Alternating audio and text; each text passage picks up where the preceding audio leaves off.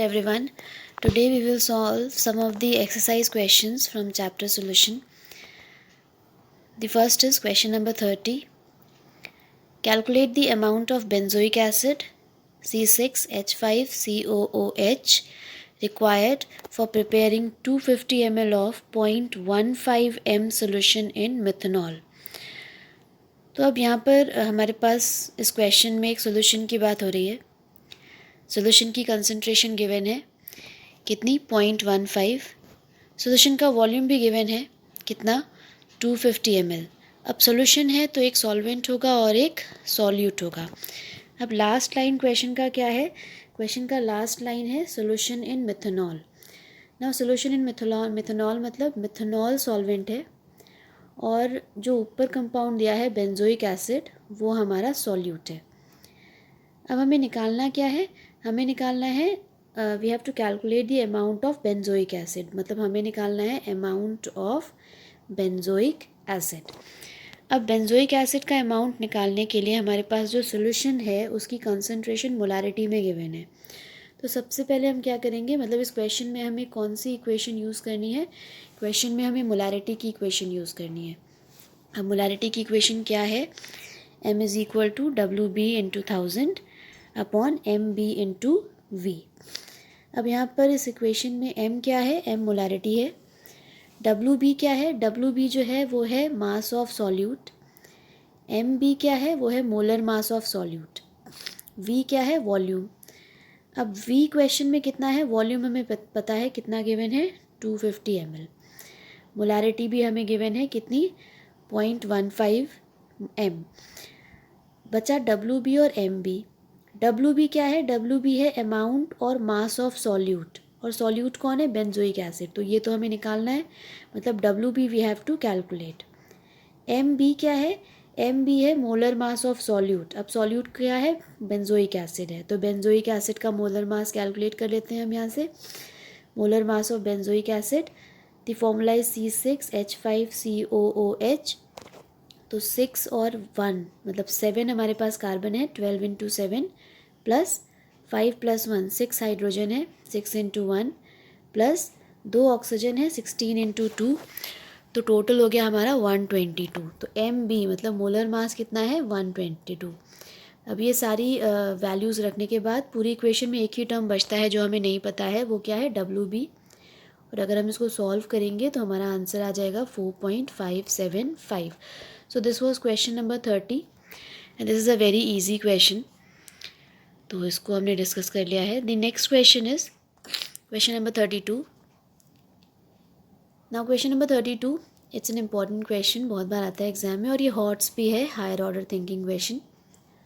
The question is calculate the depression in the freezing point of water when 10 gram of CH3CH2 CHCl COOH is added to 250 gram of water. साथ में question में हमें एक Ka की value given है और Kf की. तो अब इस क्वेश्चन में जो चीज़ हमें कैलकुलेट करनी है वो सबसे पहले हम जब क्वेश्चन पढ़ते हैं तो सबसे पहले हमें दिमाग में ये रख लेना है कि क्वेश्चन में निकालना क्या है. तो यहाँ पे क्या निकालना है? कैलकुलेट ये depression in freezing point. Now depression in freezing point का मतलब हमें क्या निकालना है? Delta TF. So depression in freezing point delta TF. Again question में सोल्यूशन है हमारे पास. सोल्यूशन है तो एक सॉल्यूट होगा और एक सॉल्वेंट होगा. यहाँ पे सॉल्यूट कौन है? सॉल्यूट है CH3CH2 CHCl COH. और सॉल्वेंट कौन है? सॉल्वेंट जो है वो वाटर है. ठीक है, तो सॉल्यूट हो गया ये और सॉल्वेंट हो गया वाटर. अब हमें निकालना है डेल्टा TF. डेल्टा TF यानी डिप्रेशन इन फ्रीजिंग पॉइंट का क्या फॉर्मूला होता है? फॉर्मूला होता है delta TF is equal to IKFM. M क्या है? M मोलालिटी है. मोलालिटी के लिए क्या रखेंगे हम एक्सप्रेशन में? Delta TF is equal to IKF WB/1000 upon MB × WA. अब हम यहाँ पे देख लेते हैं. WA क्या है? मास ऑफ सॉल्यूट है. WB क्या है? मास ऑफ सॉल्यूट है. WA मास ऑफ सॉल्वेंट है. MB molar mass of solute है और I जो है वो वेंट ऑफ फैक्टर है. अब delta TF is equal to IKF WB/1000 upon MB × WA. इसमें डेल्टा TF तो हमें कैलकुलेट करना है तो उसकी वैल्यू हमें निकालनी है. I हमें नहीं पता है. KF ये हमें क्वेश्चन में गिवन है, WB भी गिवन है। WB क्या है? मास ऑफ सॉल्यूट है। हमने सॉल्यूट क्या कहा? सॉल्यूट कौन है? CH3CH2 CH ClCOH। तो कितना है ये? 10 gram of CH3CH2 CH is used. तो सॉल्यूट का मास कितना है? 10 ग्राम है। WA क्या है? WA मास ऑफ सॉल्वेंट है। सॉल्वेंट कौन है? वाटर। अब क्वेश्चन में वाटर का मास कितना है? 250 ग्राम ऑफ वाटर, मतलब WA कितना है? 250। MB क्या है? MB जो है वो मोलर मास ऑफ सॉल्यूट है। सॉल्यूट कौन है? CH3CH2 CH तो उसका हमें मोलर मास कैलकुलेट करना है। अब टोटल इस फॉर्मूले में हमारे पास 1 2 3 4 कार्बन है, 12 इंटू 4 प्लस 3 4 5 6 7 हाइड्रोजन है, 1 इंटू 7 प्लस 2 ऑक्सीजन है, 16 इंटू 2 प्लस एक क्लोरीन है, 35.5। तो हमारा टोटल मोलर मास आ जाएगा 122.5। अब अगर हम ये सारी वैल्यूज़ रख लें तो हम मोलारिटी कैलकुलेट कर लेते हैं। सबसे पहले WB पता है हमें, MB पता है, WA भी पता है, तो ये हमारी हो गई मोलारिटी। अब अगर हमें डेल्टा TF निकालना है तो मोलालिटी हमारी आ गई है, सॉरी मोलारिटी बोल दिया था मैंने, मोलालिटी हमारी आ गई है। KF की वैल्यू हमें क्वेश्चन में गिवन है। तो तीसरी चीज़ जो है वो हमें चाहिए I। अब I कैसे निकालेंगे? हमें जो सॉल्यूट दिया गया है वो CH3CH2 CHClCOH, मतलब एक कार्बोक्सिलिक एसिड है। तो ये डिसोसिएट करेगा, मतलब जब हम इसका सोल्यूशन बनाएंगे तो ये ब्रेक हो जाएगा। तो ब्रेक हो जाएगा अगर, तो एक नेगेटिव आयन बनाएगा और H+ एक पॉजिटिव आयन बनाएगा। तो क्या हो रहा है? इसका डिसोसिएशन हो रहा है। कितने पार्टिकल्स में? 2 पार्टिकल्स में। अब हमें निकालना है I निकालने के लिए हमें चाहिए होता है अल्फ़ा। अब हमने जब क्लास हुई थी तो हमने उसमें देखा था कि डिसोसिएशन के लिए alpha is equal to I-1 upon M-1। M क्या है? M is the number of particles जिसमें ये डिसोसिएट हो रहा है। कितने पार्टिकल्स में डिसोसिएट हो रहा है? 2 में। तो M की वैल्यू क्या है? यहाँ पर 2 है। अब अल्फ़ा चाहिए हमें, पर हम अल्फ़ा निकालेंगे कैसे? अब अल्फ़ा निकालने के लिए हमने क्लास 11th में एक इक्वेशन पढ़ा था डिसोसिएशन कांस्टेंट के लिए, that Ka is equal to C alpha square. थोड़ा सा रीअरेंज कर लें तो Ka upon C is equal to alpha square. Now alpha square is equal to Ka upon C, और alpha is equal to √Ka/C। Ka इसकी value हमें question में given है, ये 1.4 इंटू 10⁻³ तो ये हमने यहाँ पर रख दिया। Ka की वैल्यू हमें पता है। C क्या है? C का मतलब है concentration which is equal to molality. Molality हमने कैलकुलेट करी थी, दैट वाज 0.3265। तो हमने Ka और C की वैल्यू रख दी। इसको हम सॉल्व करेंगे तो हमें अल्फ़ा की वैल्यू मिल जाएगी। अब अल्फ़ा की वैल्यू मिल गई हमको। Alpha is equal to I-1 upon M-1। Alpha is we have calculated 0.065। I हमें निकालना है। M is number of particles जिसमें वो डिसोसिएट हो रहा है, और कितने पार्टिकल्स में डिसोसिएट हो रहा था? 2 पार्टिकल्स में। तो M की वैल्यू 2 है, तो 2 - 1, तो I आ गया 1.065। अब हमें डेल्टा TF निकालना है। I हमने कैलकुलेट कर लिया अभी 1.065। KF की वैल्यू क्वेश्चन में गिवन है 1.86। मोलालिटी हमने उधर कैलकुलेट करी थी 0.3265। तो अब अगर हम निकालेंगे तो हमारा आंसर आ जाएगा। Next is question number 33. This is also a very important question, and this is also a hot question, higher order thinking question.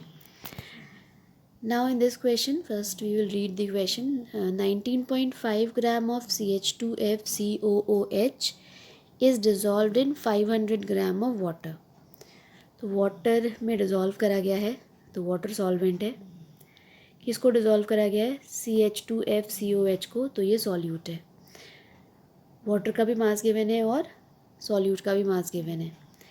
The depression in the freezing point observed is, now depression in freezing point observed, जो experimentally freezing point का depression मिला है वो कितना है? वो है 1.0 degree Celsius. Now what we have to calculate the Van 't Hoff factor and dissociation constant of fluoroacetic acid. Kf for water is 1.86 Kelvin kg per mole. क्या निकालना है, वेंट ऑफ फैक्टर, मतलब हमें निकालना है आई, और हमें निकालना है डिसोसिएशन कांस्टेंट मतलब के। अब के होता है K is equal to C alpha square upon 1 minus alpha. अब अल्फ़ा कहाँ से आएगी, alpha is equal to I minus 1 upon M minus 1। तो के को निकालने के लिए हमें अल्फ़ा चाहिए और अल्फ़ा को निकालने के लिए आई चाहिए। तो सबसे पहले हम आई निकालेंगे। आई, अब वेंट ऑफ फैक्टर आई, इसको निकालने के बहुत सारे हमारे पास तरीके हो सकते हैं। We can calculate it in terms of molar mass और we can calculate it in terms of colligative property. तो मैं यहाँ पर कॉलिगेटिव प्रॉपर्टी यूज़ कर रही हूँ क्योंकि मोलर मास यूज़ करके बहुत सी बुक्स में निकाला गया है, तो वहाँ से आप देख सकते हैं। कॉलिगेटिव प्रॉपर्टी, ना i is equal to observed value of colligative property upon calculated value. Observed value क्या होती है, एक्सपेरिमेंटल वैल्यू। कैलकुलेटेड वैल्यू जो हम बिना आई को यूज़ करे हुए निकालेंगे। ऑब्जर्व्ड वैल्यू क्वेश्चन में दी है, freezing point, the depression in the freezing point observed is 1.0 degree Celsius.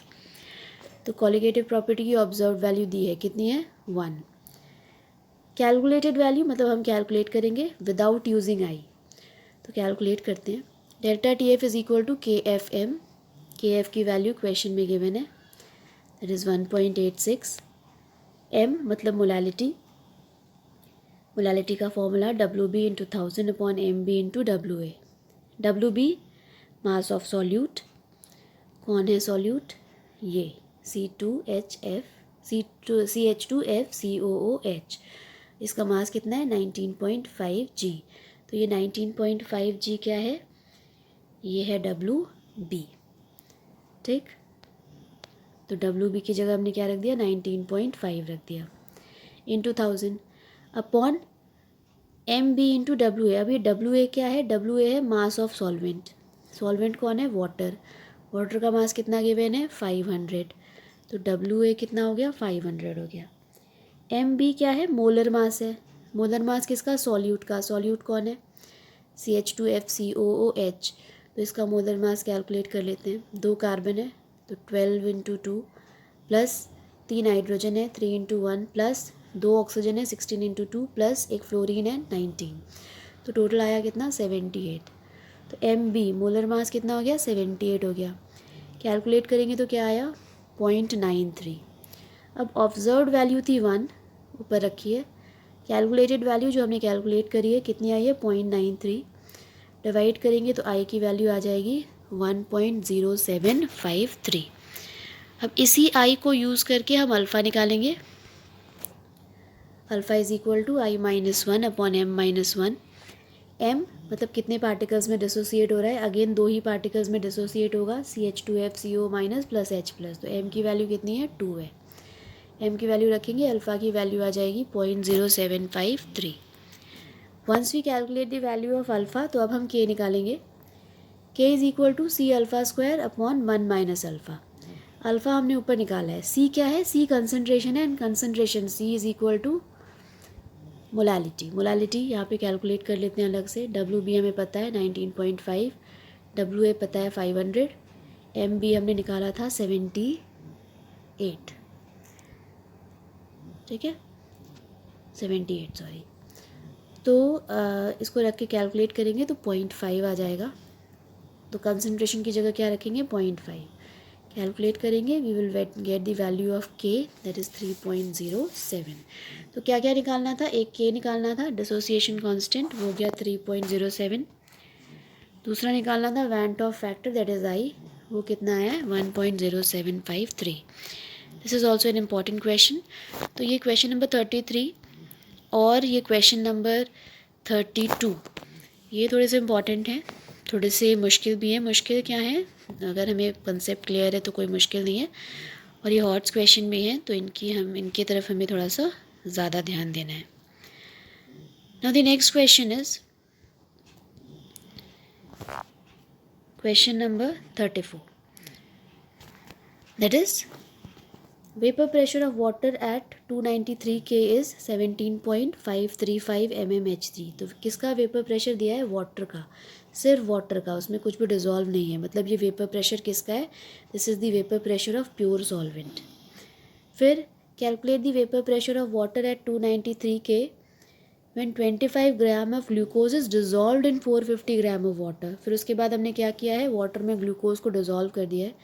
अब हम वाटर का वेपर प्रेशर पूछ रहे हैं, मतलब प्योर सॉल्वेंट का यानी प्योर कॉम्पोनेंट का वेपर प्रेशर गिवन है, उसी कॉम्पोनेंट का सोल्यूशन में वेपर प्रेशर क्या होगा ये हमें निकालना है।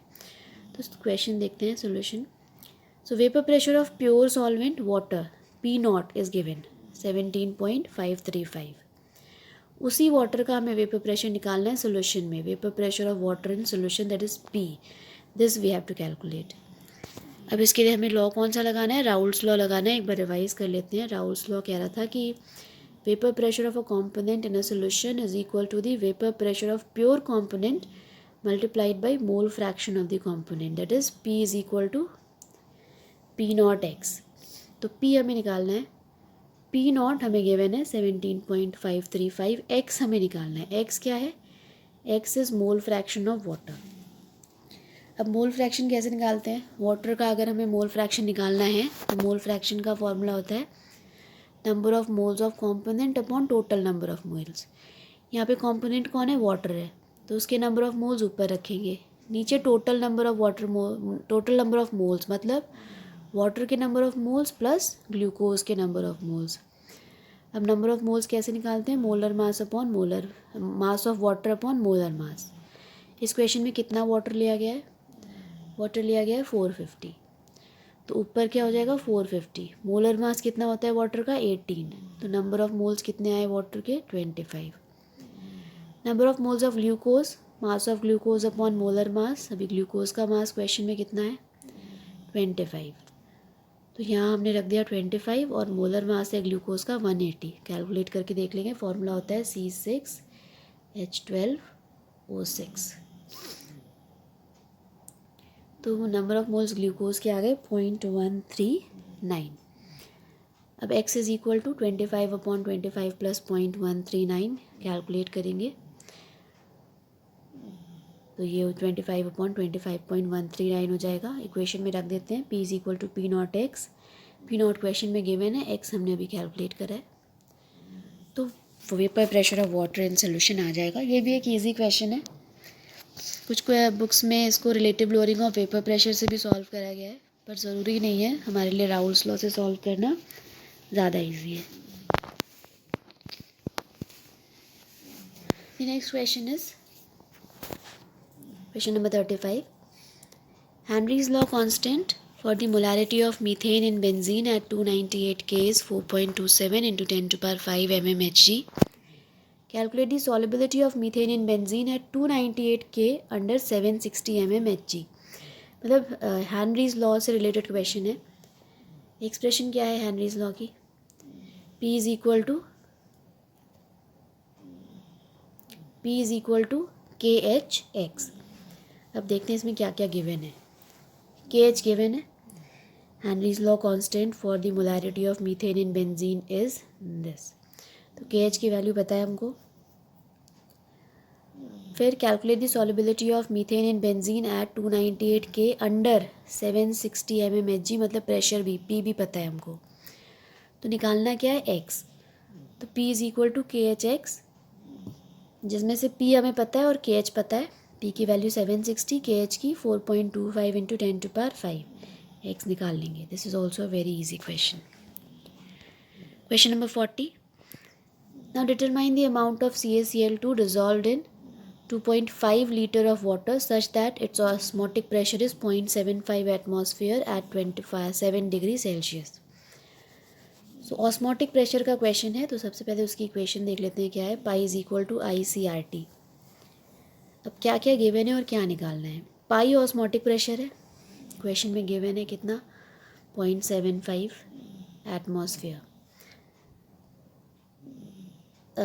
आर की वैल्यू में पता है, यूनिवर्सल गैस कांस्टेंट है। टी गिवन है 27 डिग्री सेल्सियस, केल्विन में कन्वर्ट कर लेंगे।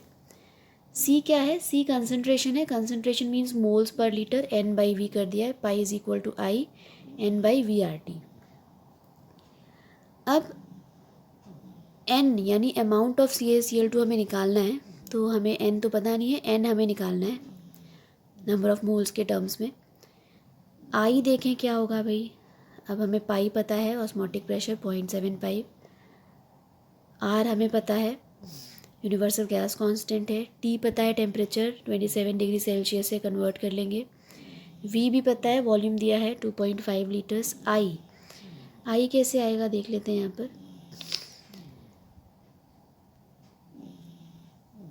CaCl2 है ये, आई की वैल्यू गिवन है क्वेश्चन में 2.47, तो आई भी पता है हमको, तो N is equal to pi V I R T, pi V I और आर टी सब पता है, so we can calculate the number of moles. अब नंबर ऑफ मोल्स आ गया, हमें निकालना है अमाउंट ऑफ CaCl2, है ना, we have to calculate the amount. तो number of moles is equal to mass in grams upon molar mass. Mass in grams हमें पता नहीं है, वो कैलकुलेट करना है। नंबर ऑफ मोल्स पता है 0.0308। मोलर मास किसका, CaCl2 का, कैलकुलेट कर लो। Ca कैल्शियम 40, क्लोरीन 35.5, 2 क्लोरीन है, 2 से मल्टीप्लाई कर देंगे, कितना आएगा 111, तो x अपॉन 111। इक्वेशन रीअरेंज करेंगे, x की वैल्यू आ गई 3.42, तो this is the amount of CaCl2 dissolved. The next is determine the osmotic pressure of a solution prepared by dissolving 25 mg of K2SO4 in 2 liters of water at 25 degrees Celsius, assuming that it is completely dissociated.